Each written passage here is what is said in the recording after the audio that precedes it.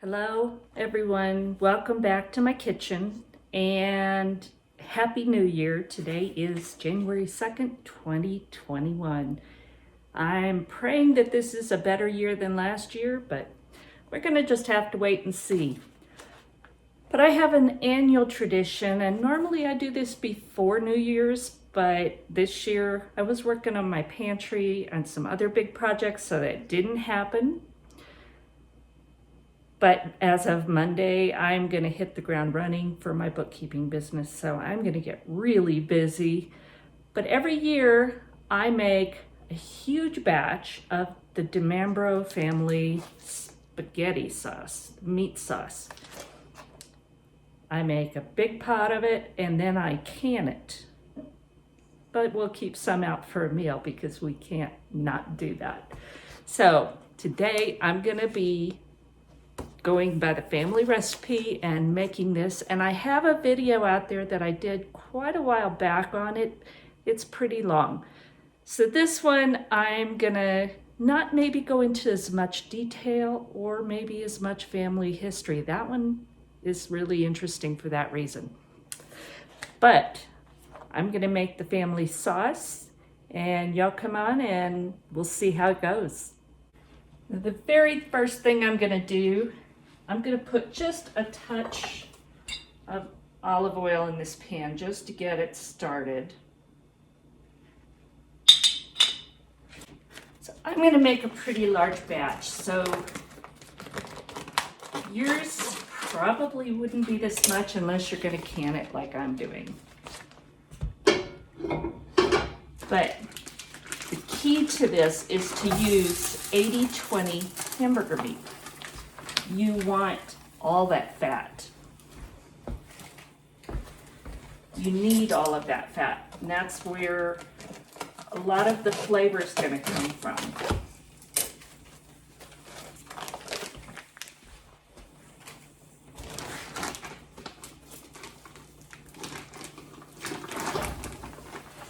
And this is probably the only time that I use 80-20 hamburger.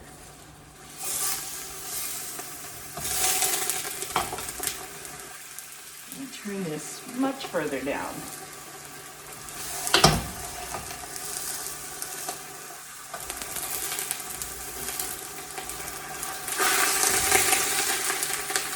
So I've got 4 pounds of the 80-20 hamburger here. You don't have to do this. Normally I'd use 2 pounds for a single batch. But again, I'm making a huge amount.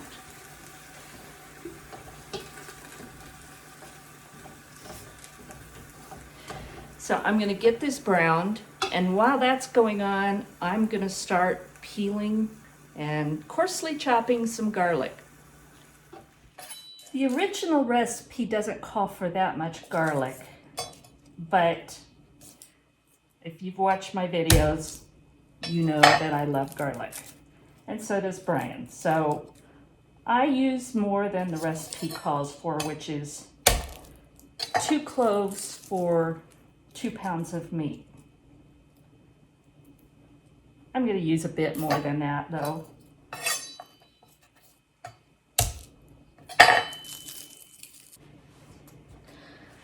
I love this. This is made by one of my subscribers, Jenny McQueen, and it's so handy because you have it around your neck and you got a way to wipe your hands, which I'm constantly washing my hands and drying them, so it's perfect.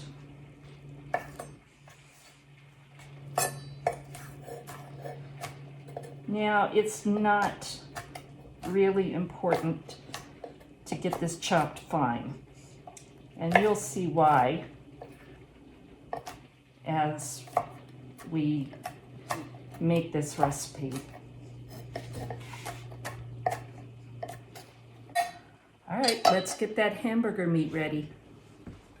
Now I'm going to take this small skillet and I'm just going to drizzle it with olive oil. Not a lot.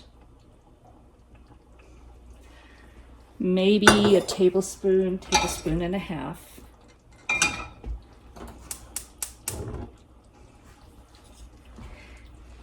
And I'm going to take that garlic that I just chopped.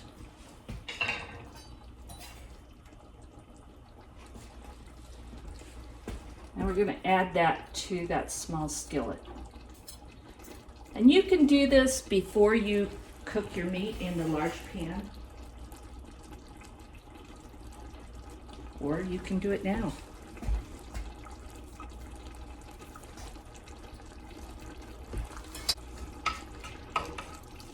Now, what we're doing is we're infusing this oil with the garlic.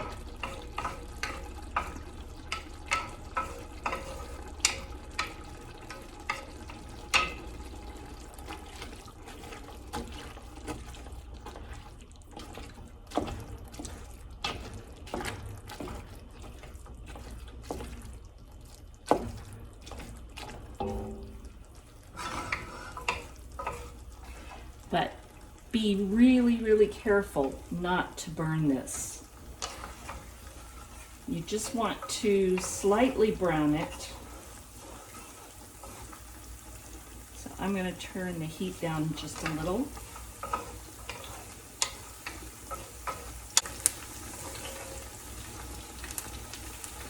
We just want to get all of the flavor from the garlic, but no bitterness that you would get if you burned it.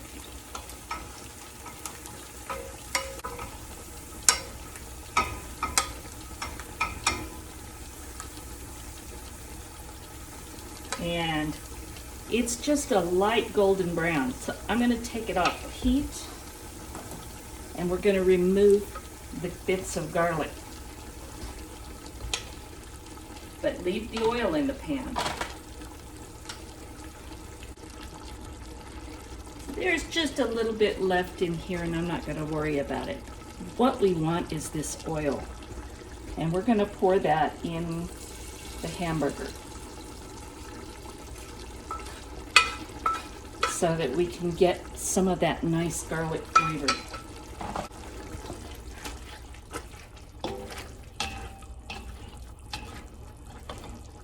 And while we're cooking this meat, it's not going to be crispy brown. It's just going to take the pink away.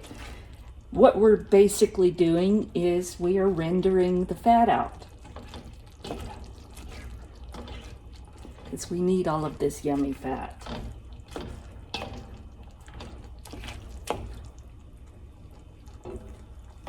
Almost there. So once your meat is broken up and it's not just in big clumps, add some dried parsley. And you can add fresh if you have it. This is out of my garden. You're going to add a good amount. We don't do measurements here. This is one of those dumpa recipes that Mrs. Lori and I enjoy making.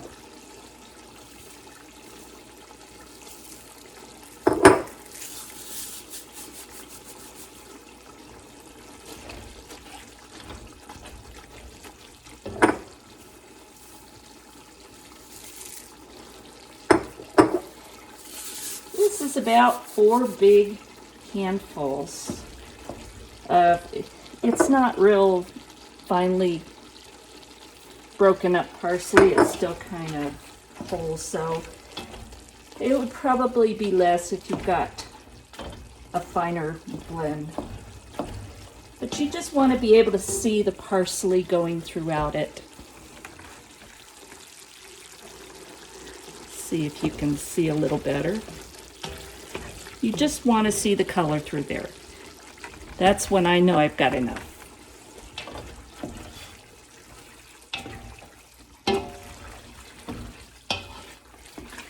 And we're just going to cook this. It's getting browned now. I'm going to let it cook for just a few more minutes, and then we'll start the next step. Now what we're going to do, this is what it looks like. I'm going to take this big scoop strainer and take the meat out. Don't have to totally drain it, but you want to drain some of the fat through there. But we're going to leave the fat in the pan. Very important.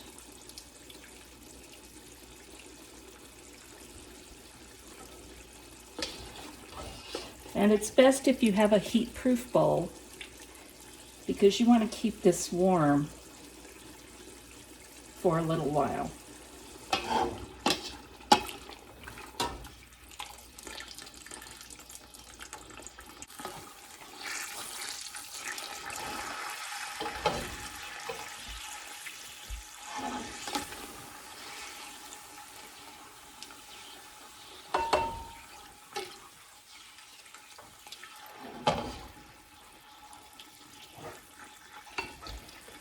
Now that I've got that done, I'm going to set this aside and I'm going to keep that warm. I'm going to let this, right now, there's a lot of water in this. And I'm going to let some of that water cook out for just a couple minutes. And if there's a couple little pieces of meat in there, you don't worry about it. Now I've let a little bit of that water evaporate, but you don't have to go all the way. And I'm going to pour off,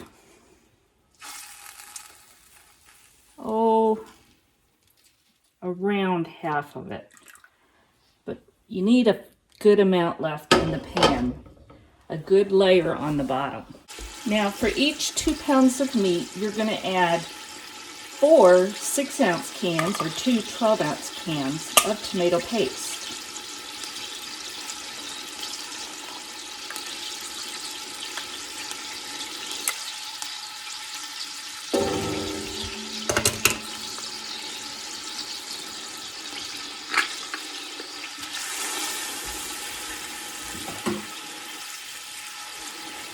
And to me, it's easiest to open the top,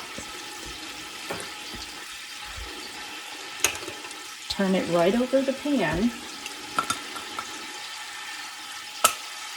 and open the bottom. And didn't even lose the lid. Now I'm going to turn the heat way down on this because I don't want this tomato paste to burn.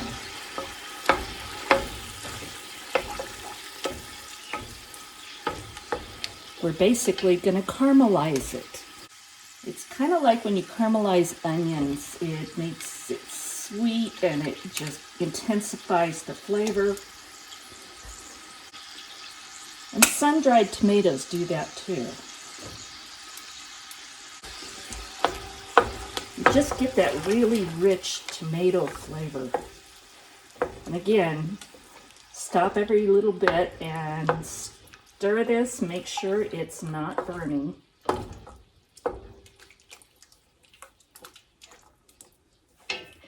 This part's the labor of love.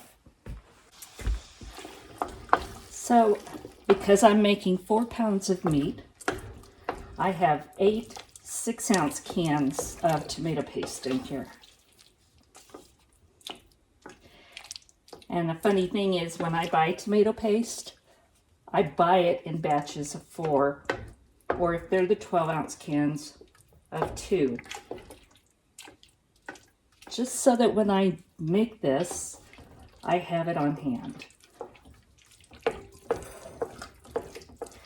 Now don't discard this fat that you poured off. We may need it, so we keep it off to the side. And we're just going to stir this and incorporate that fat into the tomatoes. And this is going to take a little while. You're going to need to stand really close. Do not leave the kitchen because the sugars in the tomato will burn and you don't want that because it'll ruin everything you've done. So stay close, stir it often, and again, you're trying to really incorporate that fat into the tomatoes. And that's the secret of the flavor.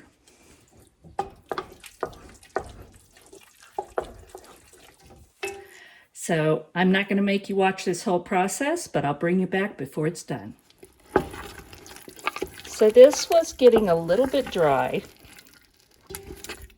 and I'm not ready for it to finish cooking yet.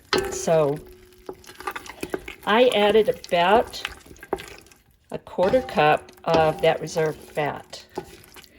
I'm working that in because I don't want this to burn. But I want it to continue caramelizing and just get that really deep color and rich flavor. So work in that extra fat and then keep stirring. So I don't know if you can see, but it still has a kind of a wet look to it. So at this point, you really want to stay here close because the fat is getting so incorporated into it that it's no longer separate. And it's really easy to burn it at this point, so do not walk away. Stir, stir, stir. But what we're looking for is for this not to look quite so wet. We're looking for it to have a drier appearance.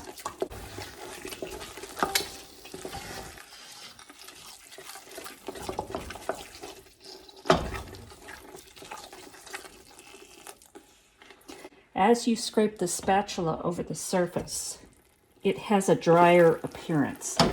That's what we're looking for. So now I have a number 10 can of whole tomatoes, but you can use 2 of the larger size pans. It's just this one's more convenient for me. And then with clean hands, we want to reach in and break them up. And you can do this in a separate bowl, but I didn't want to make that much more mess because I am already making a mess. You don't have to worry about getting them really crushed. You just want to break them up because that helps it break down faster. Just big chunks like that.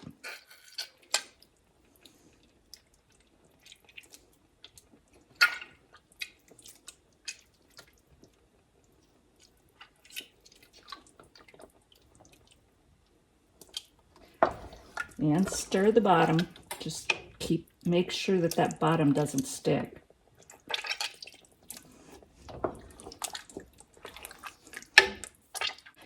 Okay, I think they're all broken up a little. Now just stir it really well.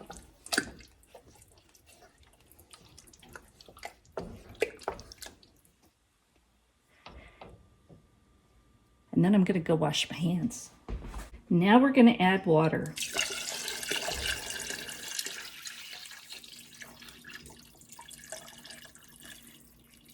And about an equal amount to the amount of tomatoes that you put in.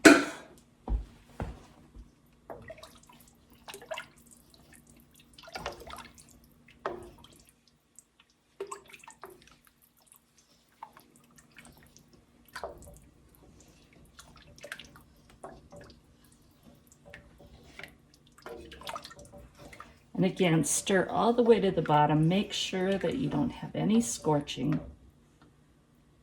There's one that I missed.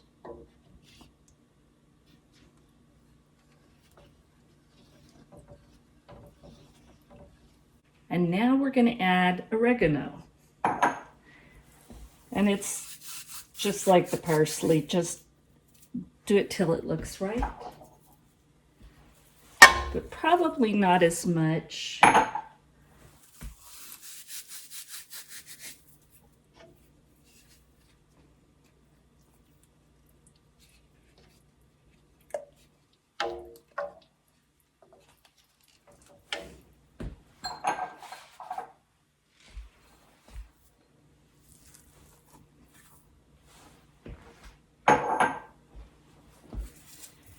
That was about 3 small handfuls.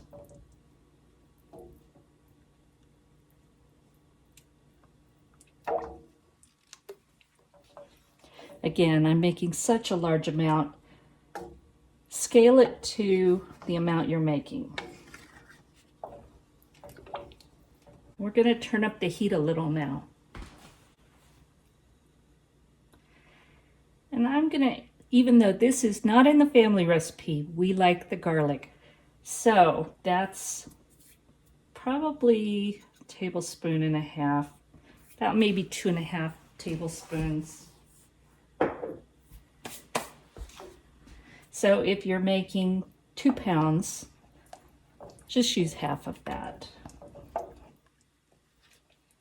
Or leave it out if you don't like the real garlicky flavor, but we do.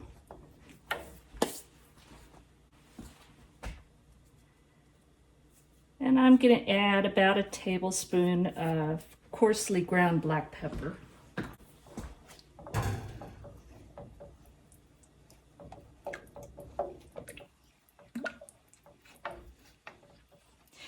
And we're going to bring this to a boil.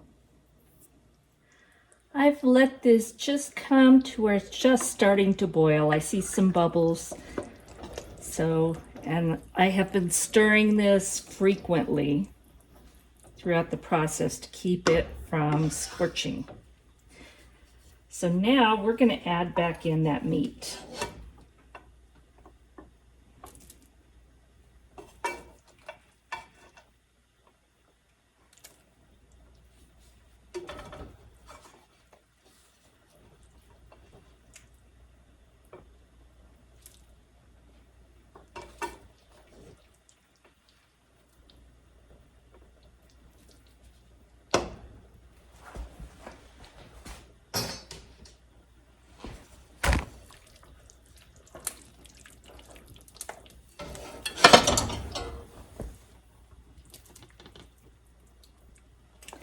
And if there's fat in there, that's okay too.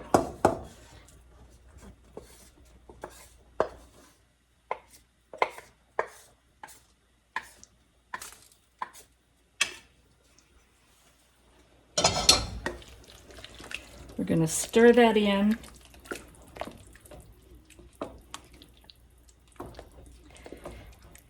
We're going to bring this back up to a simmer. And we're going to keep it at a simmer for another 6 to 8 hours. This is a long, slow cook, but it's so worth it. In about an hour, I will come back and have a taste.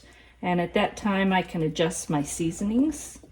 And I have not added any salt yet. I like to wait till the flavor kind of comes together first.